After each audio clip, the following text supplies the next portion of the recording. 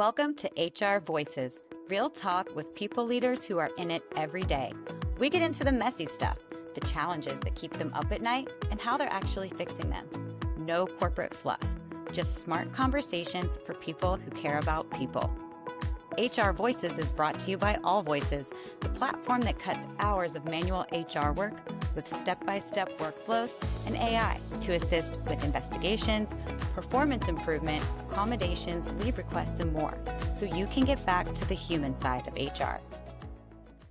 Welcome to HR Voices. I'm Emily Finnick, and today I get to hang out with Dan Meyers, who's the CHRO at Acronis. Welcome, Dan. Well, thank you, Emily. I appreciate it. Excited to be here with you today.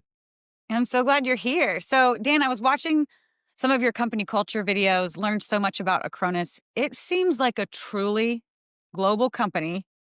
Mhm. You offer cyber protection to a number of different client types, and it seems like you're growing really quickly from outside looking in. So I was hoping we could start by you telling me a little bit about Acronis and about the people there and your role as Sure. CHRO. Great. So Acronis is, as you said, we are a truly global organization, and we actually focus on a couple of different areas, right? So we do data backup, we do disaster recovery, and then we obviously secure all the data that we back up for our customers. Okay.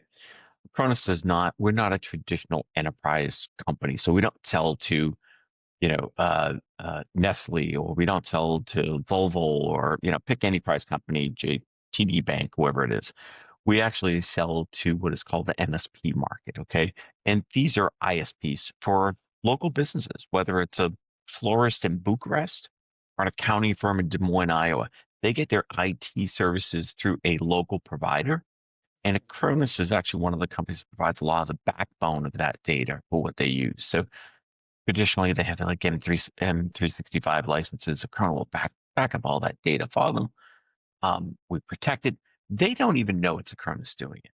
They just see it as their their internet service provider. So great business model. And yes, we have been growing. So we are today about 2,000 employees globally. When I came here 5 years ago, it's just over 1,100. And I can't, as we talked about earlier, I can't disclose our revenue because we're privately held, but we're actually majority owned by one of the largest private equity firms in the world, EQT. We have had exponential growth year over year. Hopefully that'll continue in 2026. And we'll get maybe that $1 billion mark at some point in our future. So that's the goal anyways. Yeah, that's great. Yeah. Yeah. You told me the numbers and we're not going to disclose them, but I'll just say it's impressive. So Thank you. what is it? What's it been like over the last 5 years? Leading the people function in a global context, in a rapid growth context. What's that been like? Yeah.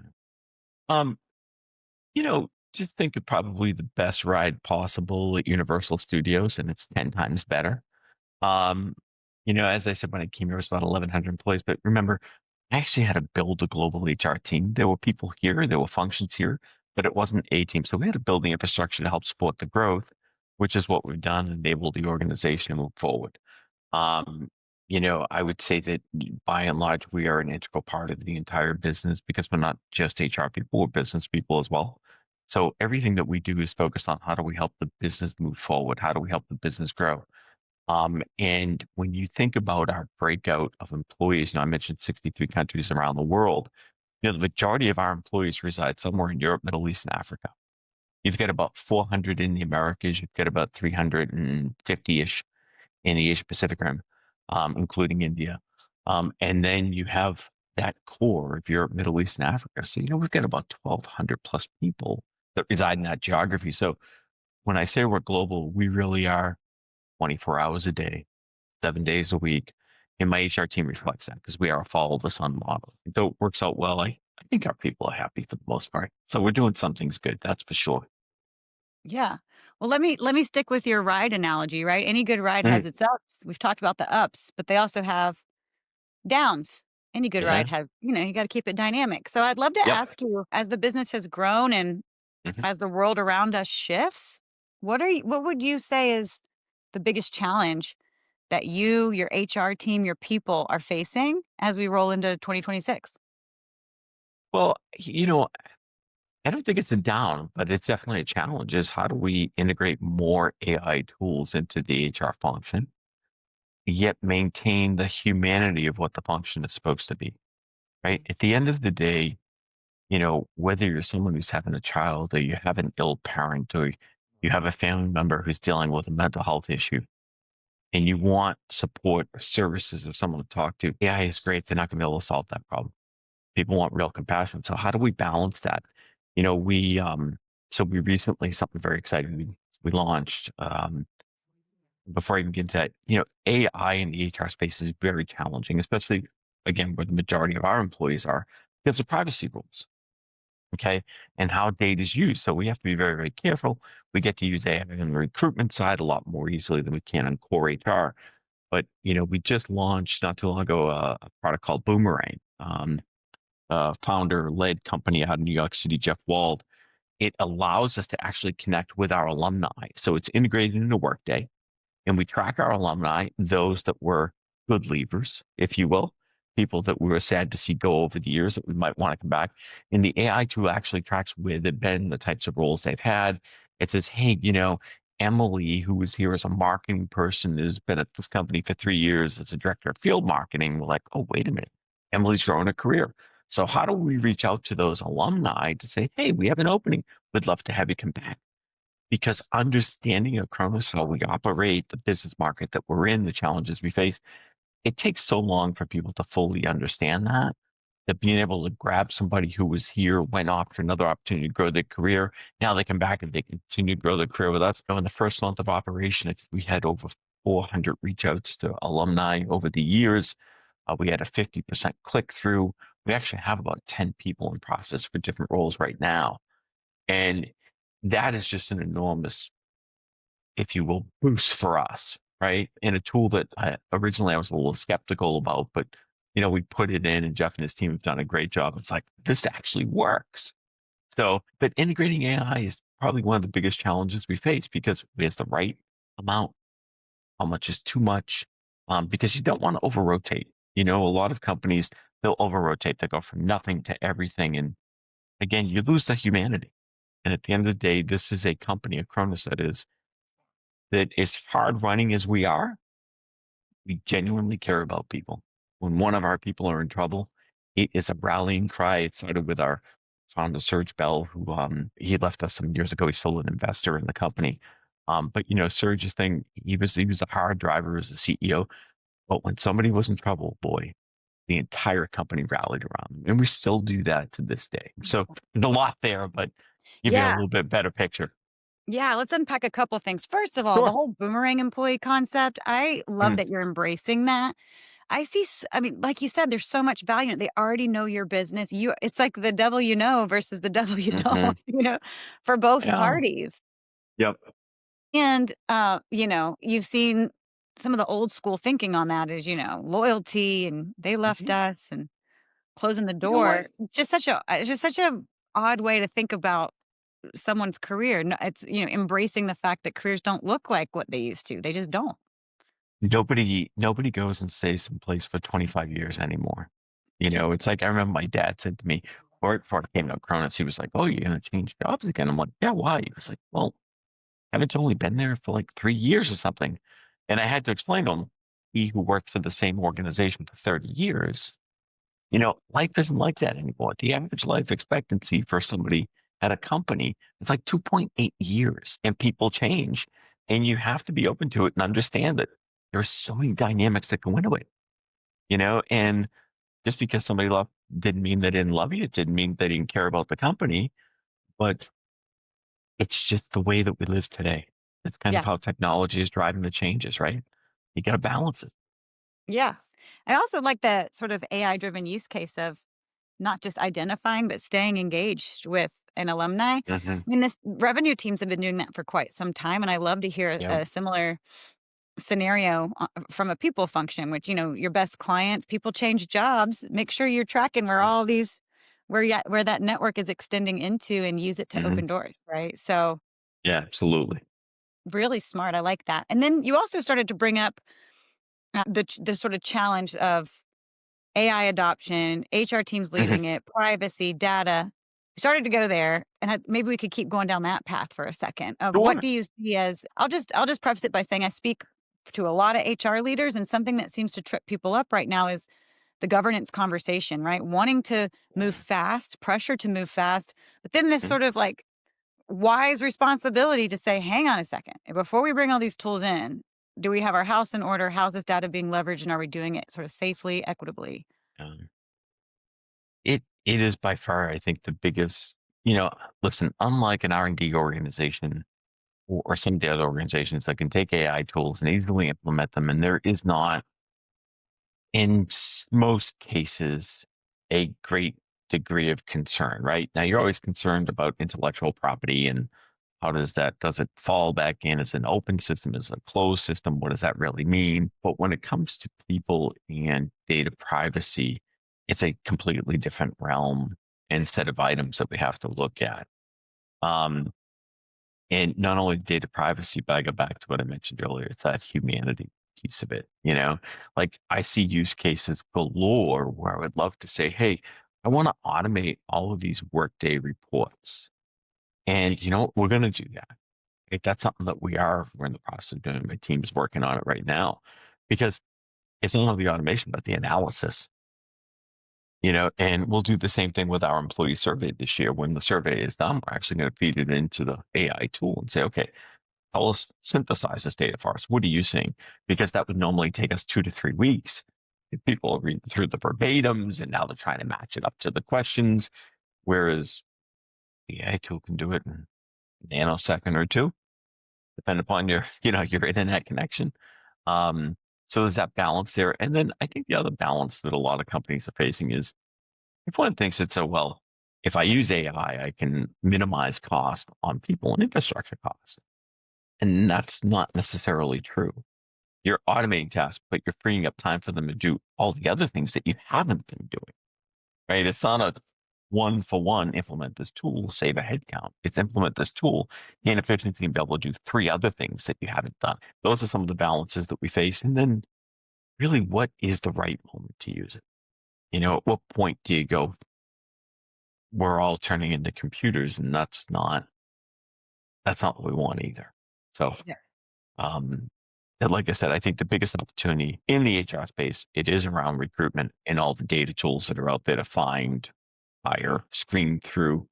On the actual back end office side of it, I think there's still some work to be done on what can and can't be done because a lot of these AI tools, here's an interesting thing. When you start digging under the hood, you find out that they're using like Chat GPT on the back end and they're just putting pretty lipstick on it and calling it their tool. Like, well, wait a minute, I can't be on an open platform where all of my data is now funneling out into. Hmm. Because when people do their little query, now all of a sudden I've taught the model. Hmm. You know, here's Dan Meyers who works at Acronis, blah, blah, blah, blah, blah, blah, blah, blah. So it's a delicate balance that we have to watch as we go through it. Absolutely. As HR teams are evaluating AI tools, as someone Mhm. who's operating in the data and security space, what do you Yeah. think are some of the best questions that HR teams should be really mindful of as they evaluate?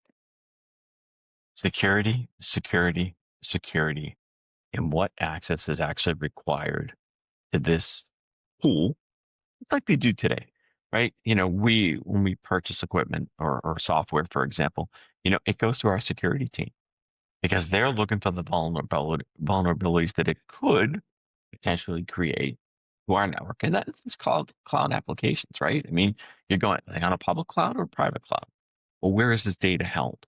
That is, you want to understand, I think the analogy I used earlier, what's really under the hood that's powering these tools Mhm. and who owns that? Where's the responsibility for it? And, I think organizations of size like ours, you get into we'll call it anything above 500, employees, you really got to have a really good legal team and a really good CISO who's looking at this and can be your partner. And, I'm very fortunate to have a great CISO partner here who's, he's like, Dan, I'm not so sure about this. And now we start pushing back and we question. And it's amazing the data that you find out and the things that you find out about these tools when you evaluate them. So Absolutely. I would say, listen, it looks great. It can really be a fantastic tool, but proceed with caution and don't fall in love on the first date. There are other dates out there that you need to go on first before you select the tool that you're going to use. Yes, absolutely. Tools is one piece of it, but I also think just understanding your employee sentiment and behavior around AI usage is another big chunk that Yeah. a lot of people ignore. They get kind of hung up on the tools Mhm. component. Yep. And I was speaking with Kyle Forrest of Deloitte. He's the future of work expert at Deloitte. He's a good speaker. And we were lucky enough to have him come over to All Voices and talk to us about trends. And one of the ones that really surprised me was that even at organizations, enterprise organizations, where they're giving them like safe, secure tools to do very specific use cases, half the time when they interview employees, they're still using their own personal LLMs. Yep. They don't trust the employee, sanctioned ones, for lack of a better word. They Yep. want to keep using their own prompts. They don't want their employers to know how they're using it. They don't want them getting access to their best prompts. It's a trust issue. Yeah. So I don't know if you've observed that or have any thoughts on that, but I found that to be really fascinating. I think it's more it's so new. I mean, you think about it. AI as we know it today did not exist 3 years ago, Yeah. right? So it is so new. And it's like a lot of new technology. Once somebody jumps into something, oh, this is what I know. I don't want to use Copilot. I want to use ChatGPT because if I use this prompt, I know I'm going to get whatever. Or vice versa, whatever it may be, whatever one they're using. For us, we actually have some very clear guidelines for AI usage at work. Yeah. And in fact, I know our CISO is going to be blocking some sites soon so that we get a consistency in people using approved systems. And to go back to your point, though, right? It's excitement and trepidation all in one. Yes. And how do you balance that, right? And you go back to what's going to help us be better, what's going to help us learn more, be more, do more, right? But also it's going to allow the employee experience to be enriched too, because it's not just one replaces the other. It's a complement is Mhm. what it is. And you have to find those complements that are going to help you grow. Absolutely. And I think it's uncharted waters really for most organizations. I was talking to a friend of mine, was a CHRO or another company, like, oh, we're doing this, this, and this. And as I started to ask questions, I realized that they're really not doing it. They're slow rolling it as Yeah. best they can. Because people at the end of the day, they do want that human connection, right? And you're still going to have people. And so you have to do it in a manner that it does not discount or diminish true teamwork, right? Mm-hmm. True thinking together, working together through problems. You use it as a tool to complement it. That's right. And so I think the next 2 years will be the most defining. I think it'll be a lot like what we saw. You probably don't remember this, but if you think about the cell phone industry, okay, back in the mid 90s, there were a million providers in the US alone, Mm-hmm. right? 3. Yeah. That's it. The Mm-hmm. consolidation will occur as this piece of our technology economy matures. It's hopefully, you pick the right one at the right time and you don't have to consolidate into something else and relearn. But this will be a fun ride for sure. Mm-hmm. Yep. I think about the change management too. You're talking about people don't want to, people, hopefully you pick the right one. I think about even when we all started at my organization to align around, this is the tool we're going to use, the enterprise version. Everyone's like, ooh, but I kind of had everything set up just like I wanted. And now I got to, it's like moving, like, Oh yeah. yeah. Oh, we went through the same thing here just three and a Yeah. half years ago now. Yeah, 3.5 years ago, I think it was, where we had to decide we were going to be a Microsoft shop or a Google shop. Right. And we decided we are going to go Microsoft. And me personally, love Microsoft, great company. But I was an Android user. Yeah. I was a Google guy. I'm like, this just works, and that's Yeah. Microsoft stuff. But you know what? People adapt to the technology. They come around. They will use it either through restrictions or through just, hey, everybody else is using it, I kind of have to use it. It's one of the reasons why I went back to iPhone and gave up my Android device, because everybody in my family is an iPhone user. So I Yeah. couldn't join the FaceTime parties. You were messing up all the group chats because no one Listen, could I was send green. pictures. I was green. Yeah. They were all blue. Yeah. I tell them Right. I was happy and excited. They were just blue and sad. But didn't work. Didn't work. Well, this has been a great conversation. Lots to think about, Dan. I always ask people if they have any sort of parting words of advice or encouragement for other HR folks who might be listening. You know what? I think the advice I would give is kind of the same advice I'm reminding myself every day. It's okay to be excited. Don't be blinded or fooled as it relates to AI. I think that the upside is incredible. And the things that we can do, I mean, the ease in which it is to create trainings for employees now using AI, it's super great. It is. There's so much goodness to be had. But at the same time, it is a proceed with caution in the use cases and how you're doing it. I think it's, as my dad once gave me advice when I was starting out in the real world, as they say, don't boil the ocean. Right. It never works. Mm-hmm. One small lake at a time. In fact, start with a pond, and then you can move to a lake. Mm-hmm. And I think that's what, HR folks need to do. How are you really going to best make an impact without saying, oh my God, we can do everything and it'll be perfect, because it won't. And I think if people take that approach, I would say it, hopefully they'll have great success. Mm-hmm. Baby steps. Like, what about Bob? Exactly. Put one foot in front of that, actually, to use the Christmas time. Put one foot in front of the other, and soon you'll be walking across the floor, right? One That's step right. at a time. One step at a time. Well, thanks again, Dan. I really enjoyed this conversation, and hope you and all of our listeners enjoy the holidays. I think this might be our last one for the year. Well, I hope you have a great holiday season, a safe one, and a happy new year to you, Emily. Awesome. Take care. All right. Take care.